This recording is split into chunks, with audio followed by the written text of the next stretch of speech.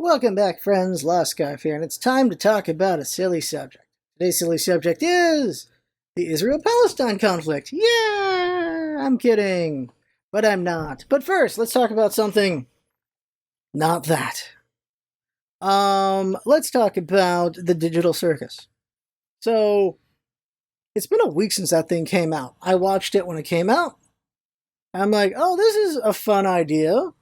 Insanely good production value, very good sound, very good sound design, honestly. Great musical choices, great voices, great work out of those voice actors. Nothing really fell flat. I think they really gave it their all. Great craftsmanship in the motion. There is some amazing motion going on in there. But the writing is rough. And I think it's the best criticism to give is the writing's rough, and they did a lot of breadcrumbing and they did a lot of setup, but there was also a lot of like unnecessary stuff too. So I don't know. They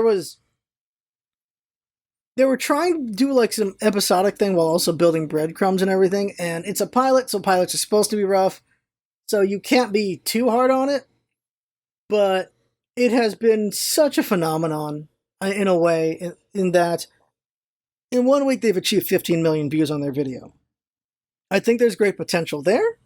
I think they got some fun characters. I'd like to see what happens with episode 2. But some people are acting like this is the next best thing ever. And it's like, give it a minute, guys. Let it marinate. We got episode 1. They put in a lot of work. I'm impressed. But just don't count the damn chickens already. Like, hold on. Let's see how it evolves. Let's see how it grows. And it made me think about, in general, content creation and the expectations out the gate. Like, episode 1 should be rough. It should not be perfect, but it should be enough there to get people interested in the potential of what can go forward. And that's definitely what happened there. I'd say they are like 10 out of 10 in a lot of ways. Like, I am so impressed with a lot of the work they put into this thing. But again, the writing is the weakest point. And so it looks very good. There's a lot of potential there. And so I'm really excited to see episode 2. I've just said that already. There are a lot of things where episode 1 is rough, but there's ideas. And then going forward, they evolve and become better and better and better and better. And I think that's forgotten by later generations now. I think the younger generations are just used to everything being so good that they don't understand that the start of things isn't so good. And in general, going to a bigger, wider concept here is just the concept of anything when you make it, where you expect to have a perfect circle the first time you draw a circle, and it's not going to be a perfect circle. It's going to be jaggedy, it's going to be oval, it's going to be weird. You're also going to not connect the circle perfectly at all unless using a circle tool. It takes work to get good at drawing a perfect circle. Like, do it right now. Draw a circle. Ain't gonna be perfect the first time. And if it is, congratulations, you should get into architecture. I don't know. Everything takes time to get good. And I can only imagine how much work went into making the digital circus.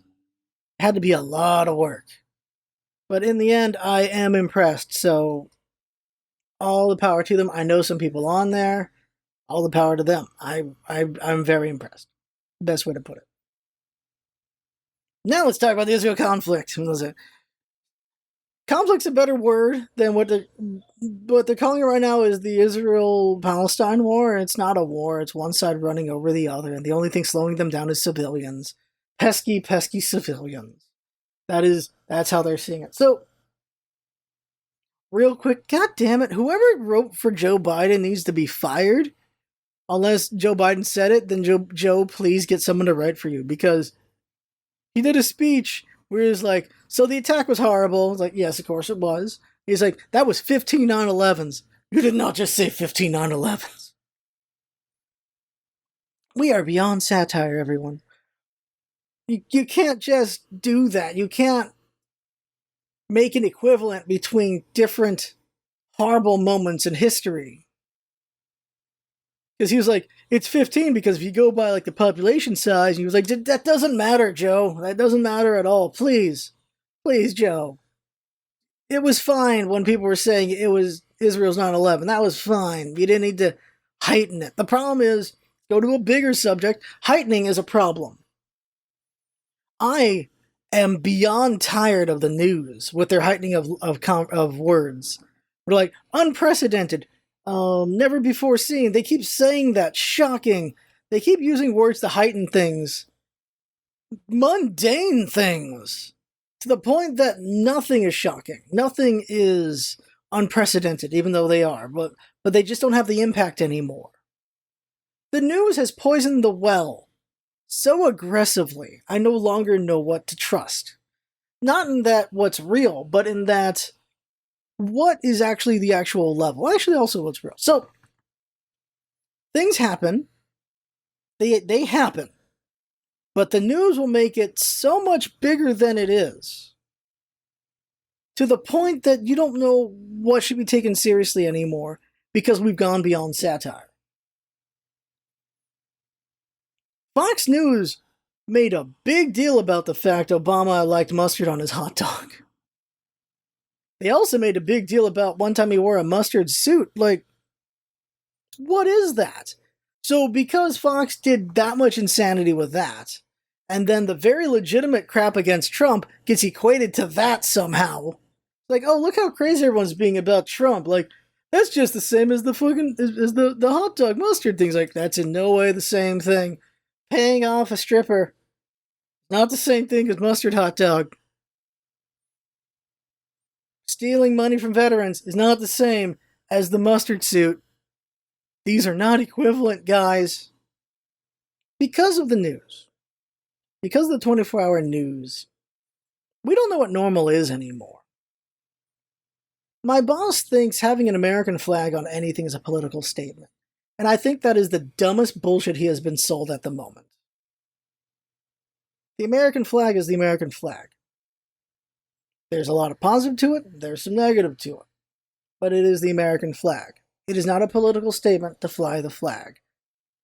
The belief that flying the flag says that you're Republican boils my blood ridiculously. That is silly, that is stupid, and I would like whoever came up with that to go to hell.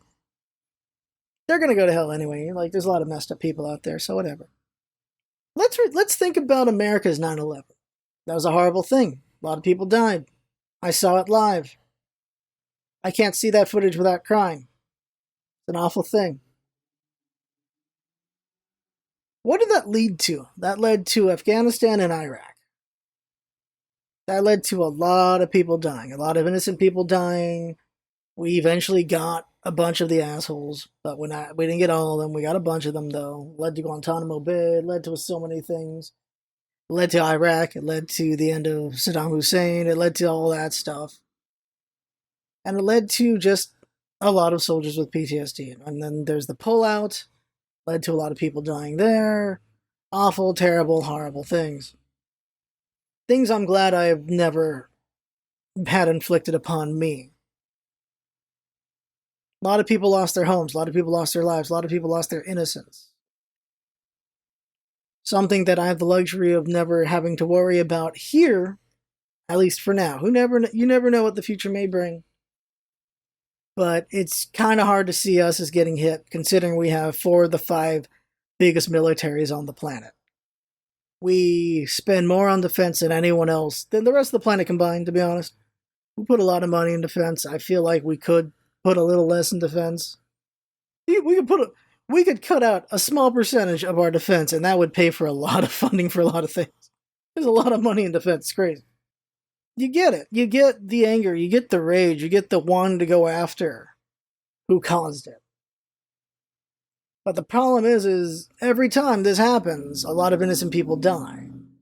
And this is on full display right now with the hospital explosion. Finally, there's some relenting because a convoy of, 20 trucks are going to Palestine right now to render aid.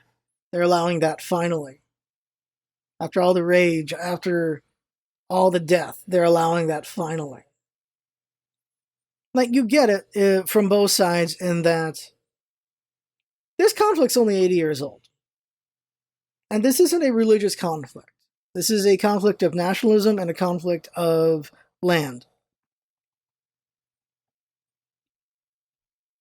Over like 80 years, Israel has been slowly taking Palestine's property bit by bit by bit by bit, little bit at a time. They just keep taking a little more. They've been slowly choking out Palestine for a long time. And some people would rather have a big bang instead of being choked out, and that's what Hamas is doing. Like, Hamas has been annoying for a long time. And for Israel, it was like, all right, they're annoying and they're killing some people, but they're manageable. We raid in there, we kill some people back. It goes back and forth. There's been tensions over that for a long ass time. It's slowly gone up and it's slowly gone down. But now with Hamas's big attack, that their 9/11, killing so many people and so many innocent people with that, and very horrible, it has led to this campaign of taking out Hamas root and stem. Problem is a lot of people thinking Hamas equals Palestine.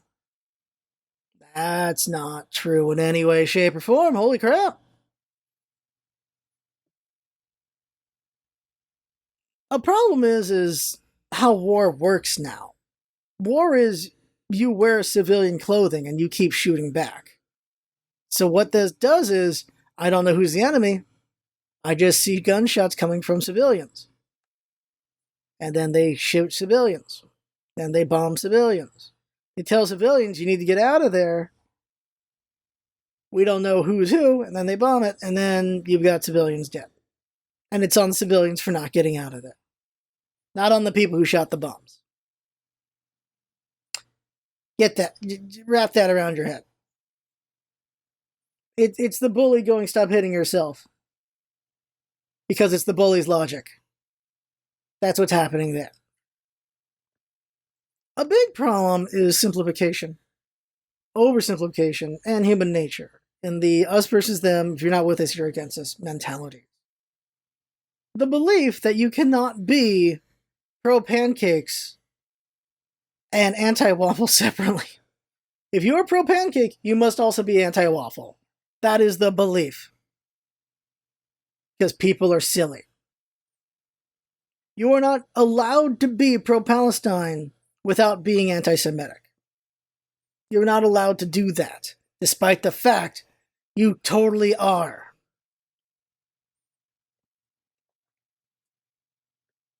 Palestinian celebrities have come out against what's happening, because of course they are. And what did, on Twitter, and what did Israel's Twitter put out? Oh, you're okay with killing Israel babies? This heightening is insane. Being pro-Palestine does not mean being pro-Hamas. Being pro-Palestine does not mean being anti-Semitic. It means you want your people to survive this conflict. You want your people to make it out of this, and you want your people to be recognized as a state. The majority of the world recognizes Palestine as a state. North America and the UK and Australia don't. That's it. The rest of the world recognizes Palestine as a state. But Israel has used, because they also recognize Palestine as a state, the belief that Palestine is not a state to keep taking their property and it being okay. There are Palestinian families who might not be alive now, but they were alive a couple years ago. They had homes. They had nice places. And then Israel went, this is ours now, and kicked them out of their homes. And now they see their homes still there, but inhabited by Israelis. That's a kick in the dick. Now, of course, with this conflict, they're worried about other things, but just, wow, that's a kick in the dick there. Israel just keeps taking and taking and taking and taking and taking. So Hamas did what they did, which is in no way justifiable. To them, they think it's justified. At least the Hamas part does. There are plenty of people in Israel and in Palestine who, for sure, of course, are like, killing innocents, killing civilians, that's wrong. But they're not the ones in power. They're never the ones in power. Israel is enraged. They want to take out Hamas root and stem. Problem is, when you do root and stem, you pull out a lot of other things when you pull out the roots and the stems. It's an ugly thing. And if you were on Twitter, you might see some of it, because a lot of people are trying very hard to show people what's going on. And oh man, I've seen way too much blood and guts on accident. I get it. It's horrible. Not a damn thing I can do about it. Bigger subject, the feeling of powerlessness. What power do I have in any way, shape, or form over any of this? All I can do is think and be frustrated and be worried about people I will never know or ever meet, and just like, it's unfortunate. It's very much unfortunate what they're going through. And of course, be thankful I am not in that situation. What can be done, but requires enough people doing it, is all you have is numbers when you're a level like mine. I have no political power. I have no money power. I have nothing but who I am. All I have is my voice. And so that's why protests exist. That's why protests get put down. Because if you have thousands, millions of people protesting long enough and loud enough, it does get attention. It can only be ignored for so long, but it can be ignored, though. I'm sure there are people who have no idea protests are happening, but of course there's protests happening. But like, it's ridiculous. Well, France was like, you can't have pro-Palestinian protests. It's like, oh, that's going to stop them. That's going to stop the protests.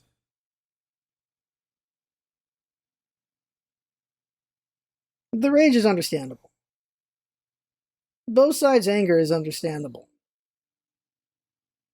And unfortunately, like, it looks like it's just going to be down to the last man, because that's what both sides feel. They feel like it's going to be till the last one. Keep fighting till the last one.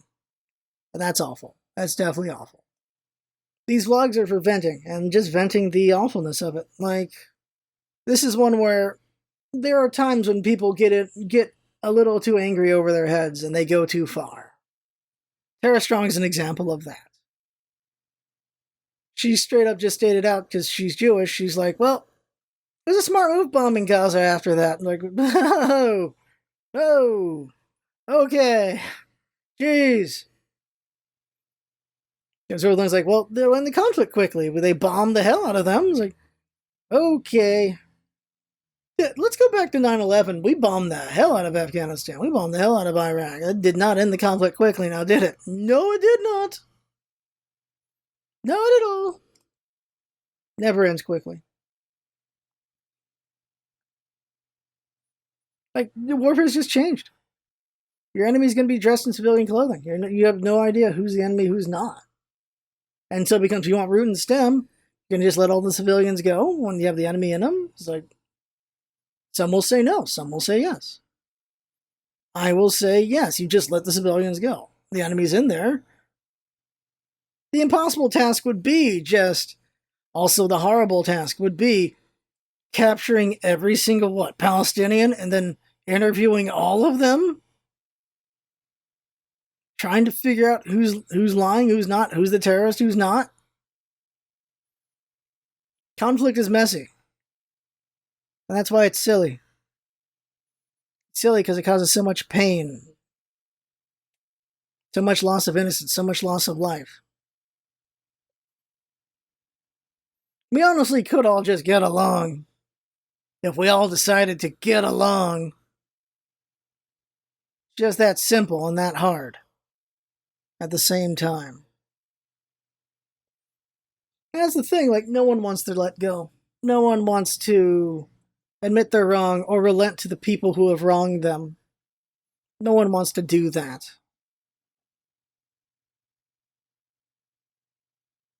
And so it is easy, but it is hard.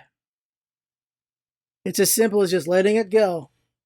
But that is a hard ask. Because so many people have died. And so many people will die. And so many people will want revenge. Like, what was it? Like, decades ago, the warning was all the children of this conflict are going to come back angry and they're going to want blood. And that's what's happened. And after this, future children of Palestine are going to come back angry and they're going to want blood. And then there's children in Israel who want the same thing because they've lost family because of what's happened. And this conflict is going to run deeper and deeper. We haven't broken 100 years on this conflict yet. It's like 80 something. The problem is, sane people don't take power, insane people do. If you look at just the majority of the leaders out there, how many of them are actually right in the head when you look at them? How many of them are actually fit for office? I'm not just talking about Biden. Not just talking about Trump. I'm talking about, like, there's just so many warlords and corrupt politicians at the top. And they just keep staving off so much bullcrap that should take them down.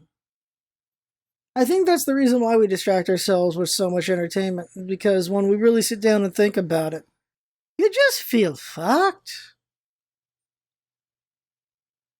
At first you just feel the tip, but then you feel the whole thing, and then you're like, okay, I need that coming out now, because, what was that voice?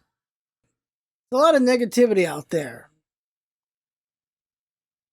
And really, it's a gamble. Life is a gamble itself. The chances of you happening, the chances of existing is so honestly rare in the grand scheme of things. And then being born in a place that is not being bombed is luck of the draw. By luck, I was born in a country that has 4 of the 5 biggest militaries in the world. That is very rich. That is choking the life out of its lower class. And is slowly choking the life out of the middle class, so I get to enjoy that. Because I'm in the lower middle class. There's all this conflict coming up, there's all this conflict happening now, there's all this conflict in the past. And everyone has a different weight they're carrying. I still think about not being around anymore. But those thoughts are a lot quieter. They're quieter now than ever. I still think about it. But I also think just, why am I thinking about that? Sure, I'm like in a down point.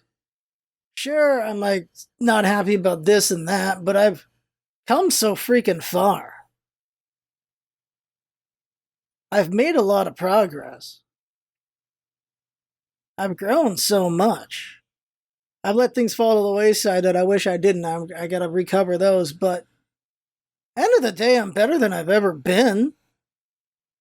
Minus, certain things like my back, but I'm doing better. I have an existence that's not bad. And right or wrong, it could be worse. A hell of a lot worse, but it's not, thankfully. Could be a hell of a lot better, too. Part of that's on me, part of that's on not me. Part of it's just roll the dice. The perfect lady for me is somewhere out there. The chances of me meeting her is the hard part. There are 8 billion people on this planet. There's some really good matches for everyone somewhere. The problem is finding them. And there's some awful matches as well out there. And if you're lucky, you don't find them. I'm still grateful to be here. I think the reason to keep going, keep walking forward, the reason to keep stepping forward is the potential for great things. There's a potential for bad things, but there's also potential for great things. Things are rough, but they're not always rough. Eventually, you can smooth them out and get better. I don't think there's anything else to say. Gone way longer. Way longer than planned. I did pause. at moments as well. That's it for the vlog. That's it for the vlog, everybody. I think this helped to ruminate on these things. Really did. And hopefully things ruminate well with you as well. That's it. I had fun. Not really fun, but this was good. Thanks for coming by, everyone, and see you next time. And have fun with whatever you have fun with.